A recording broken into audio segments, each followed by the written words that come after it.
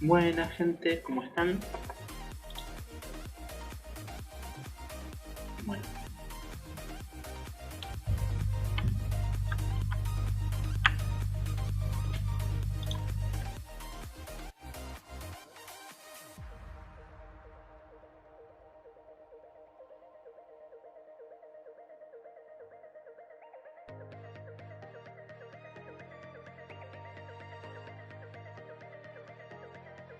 bien.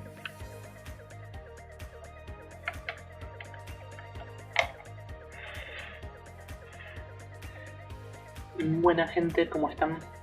Bien, este es el primer video de la serie de los elementos químicos o las familias de elementos químicos, donde vamos a ver el primer elemento que, como ya les dije, no tiene una familia por sí sola, que es el hidrógeno. Como podemos ver ahí, que ya habíamos trabajado en la tabla periódica la vez pasada, el hidrógeno es el único elemento que no pertenece a un grupo definido. ¿Y eso por qué? Porque tiene propiedades tanto del grupo 1, donde aparece, como de el grupo 17. Entonces, esto hace que el elemento, por una relación que vamos a ver más adelante, permanezca en el grupo 1 en la visualización general, pero que no esté perfectamente unido a ese grupo y que pueda moverse a su voluntad entre el 1 y el 17 de alguna forma. Pero básicamente lo importante es que no pertenece únicamente a ese grupo.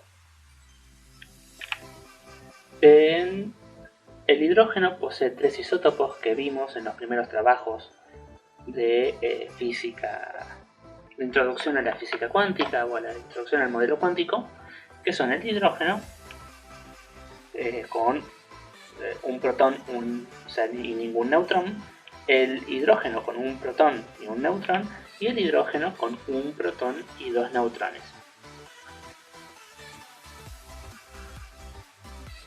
En cada uno de estos elementos, de estos isótopos que pertenecen al elemento hidrógeno, son los únicos que poseen un nombre y símbolos propios.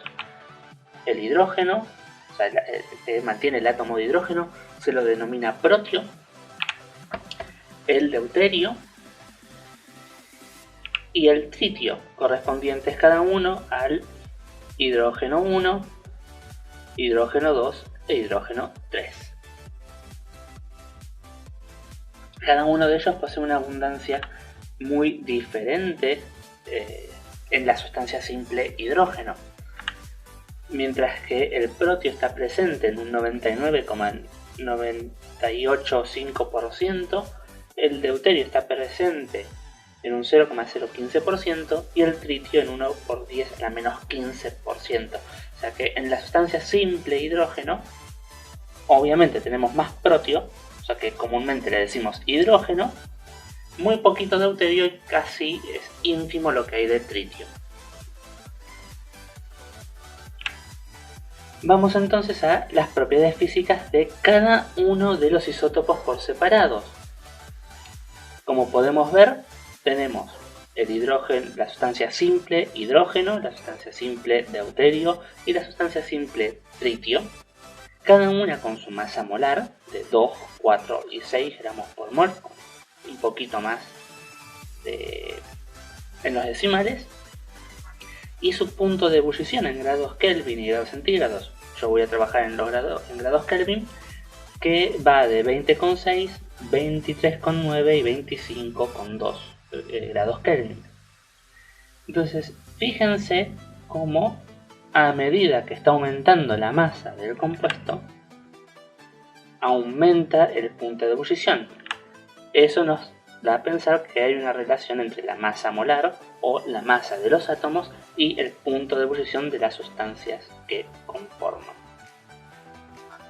Pero básicamente estas propiedades, o sea, la variación en la masa, que es lo único que tienen estas sustancias entre sí, van a dar diferencias significativas en sus propiedades físicas y no tanto en sus propiedades químicas.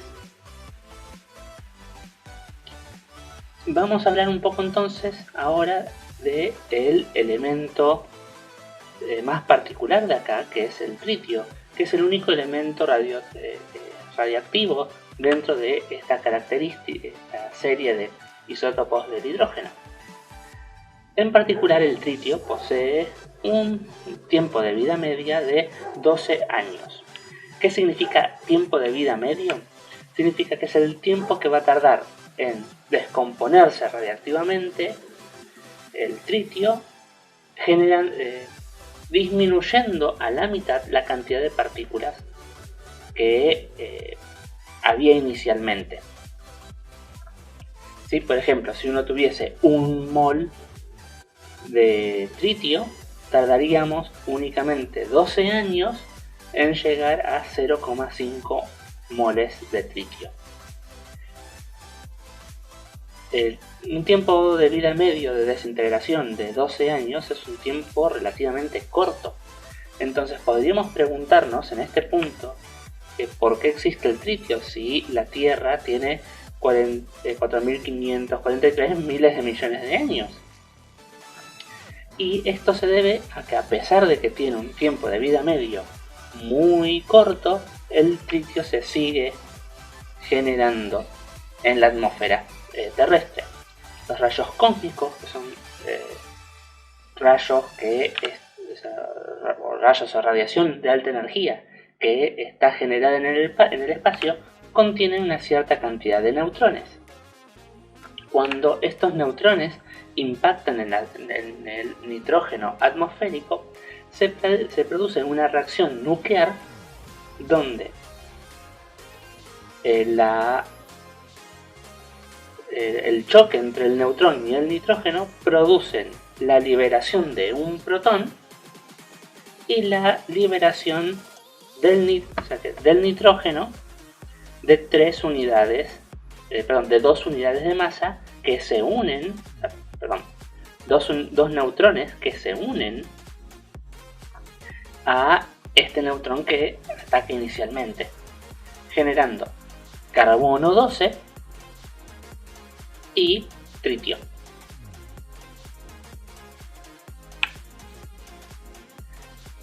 Además, como ya dijimos, el tritio se desintegra con un tiempo de vida media de 12 años, formando esta especie helio más 1, liberando electrones y liberando esta partícula que es un neutrino electrónico.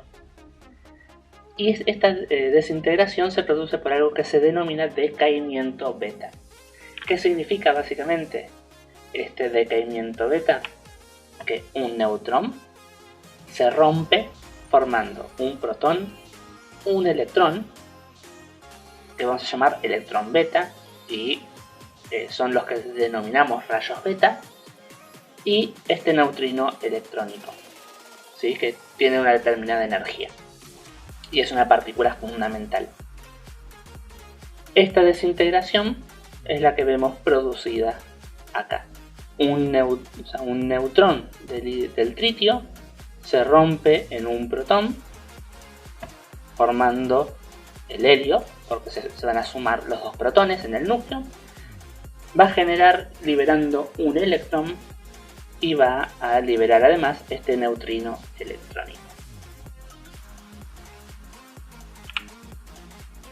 Vamos entonces ahora a hablar específicamente de el hidrógeno, la sustancia simple hidrógeno, la sustancia que contiene a todos los isótopos diatómicos de este elemento.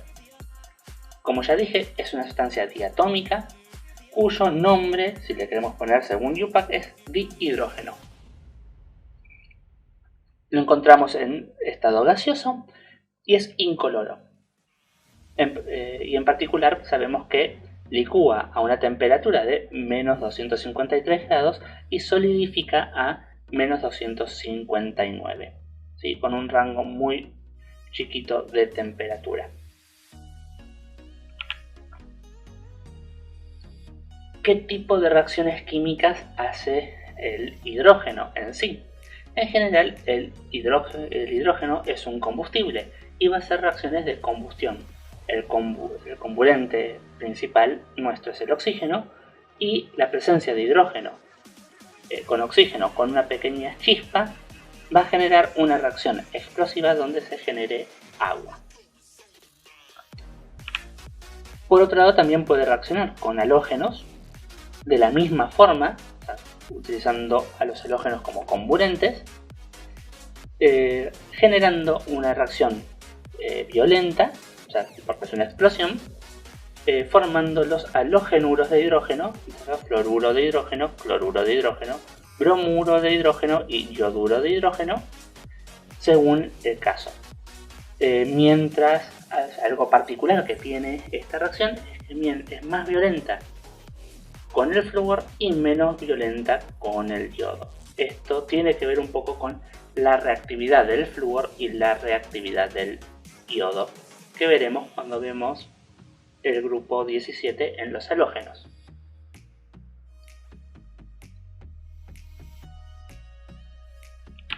Otra característica del hidrógeno es que comúnmente se lo usa como agente reductor. Y por ejemplo se lo utiliza para la formación de cobre a partir de óxidos de cobre y de otros metales, como así también se utiliza mucho en compuestos orgánicos para hacer reducciones orgánicas.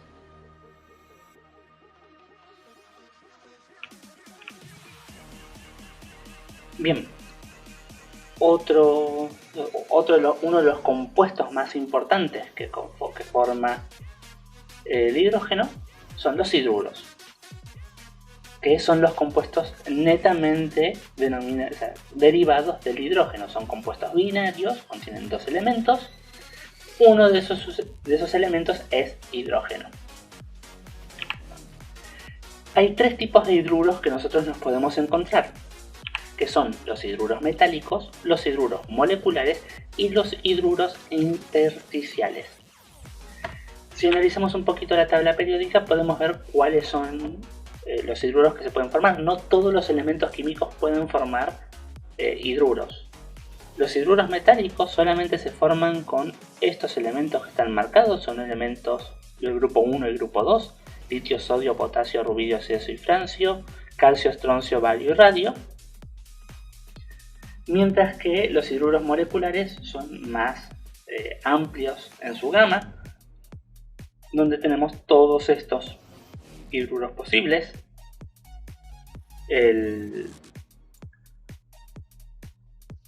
Y los hidruros intersticiales son los hidruros que se forman con los metales de transición, que son mucho más acotados el tipo de hidruro que vamos a encontrar.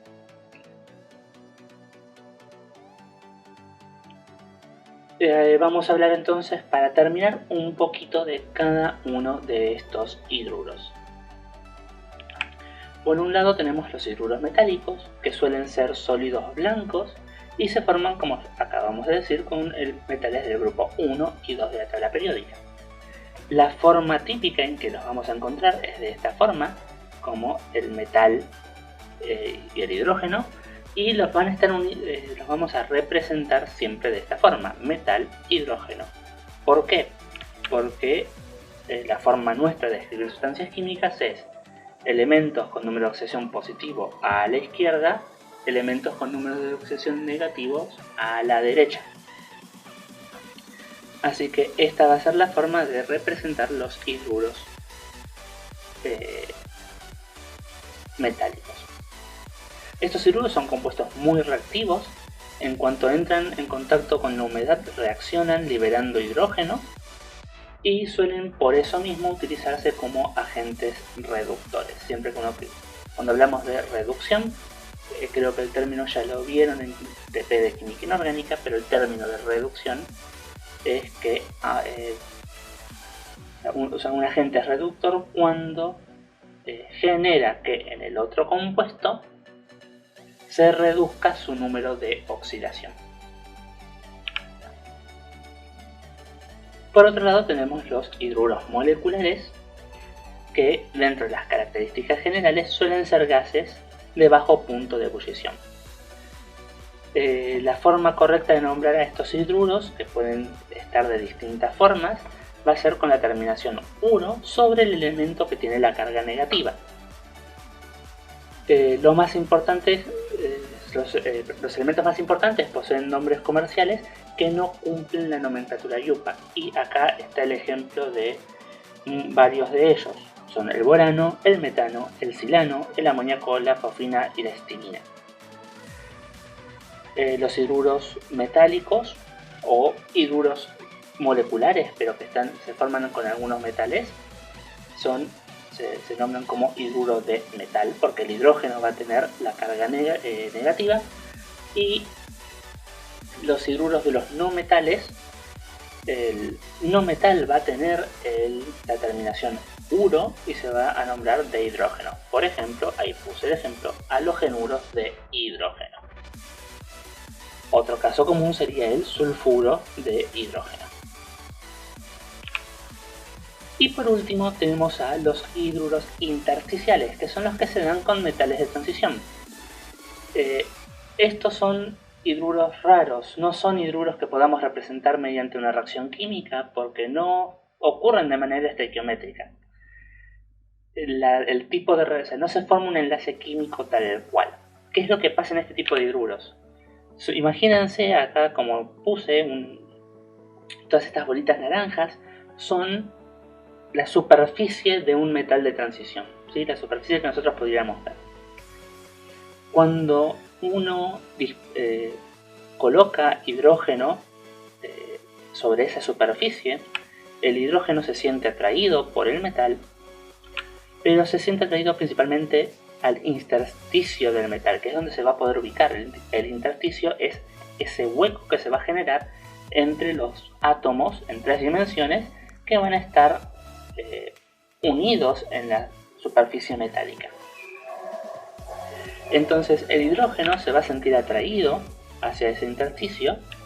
Esto va a generar que la atracción de la molécula hacia acá genere una separación entre los dos átomos, de manera que quedarían separados finalmente, formando ese hidruro.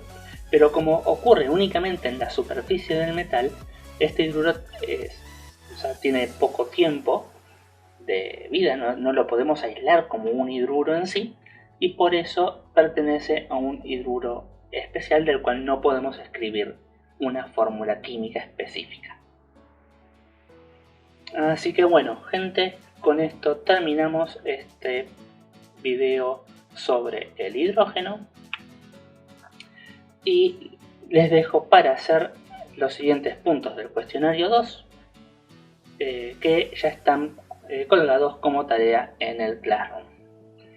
Por otro lado, también como investigación de las cosas que estuvimos haciendo y hablando hoy, quiero que busquen cómo se produce hidrógeno en el laboratorio y en la industria.